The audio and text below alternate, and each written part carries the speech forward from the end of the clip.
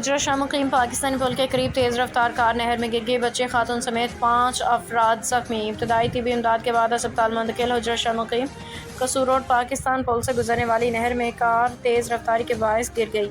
हुजरा शाह मुकीम हादसे में तेज़ रफ्तार लापरवाही की वजह से पेश आया।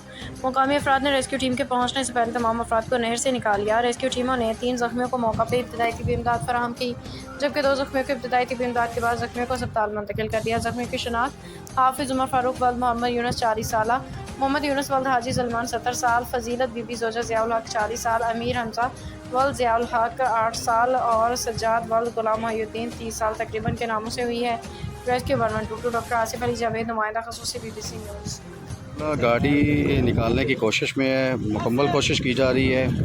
तो जो गाड़ी में सवार फैमिली थी उनको RSC हुजरा मुंतकिल कर दिया है, लेकिन रेस्क्यू वाले बड़ी कोशिश के साथ गाड़ी निकाल रहे हैं। ये उन्होंने अपना ये बेड़ा शूड़ा भी उन्होंने ये ले आए हैं। गाड़ी दीपालपुर से आ गई है, तो रेस्क्यू का अमला कोशिश तो पूरी कर रहा है। गाड़ी अभी अंदर ही है।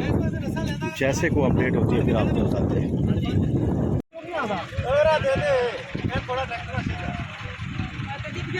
गड्डी पीछे हो जाएगी यार।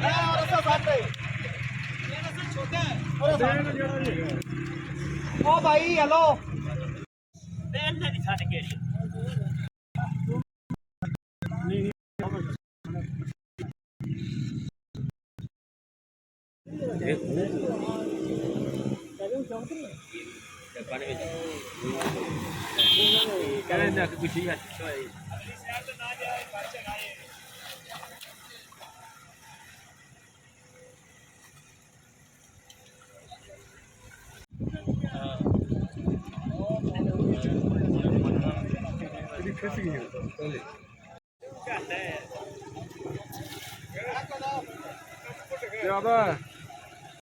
पेट्रोल काफी महंगी आने नहीं यार, बंदा किसी ने कह देना है।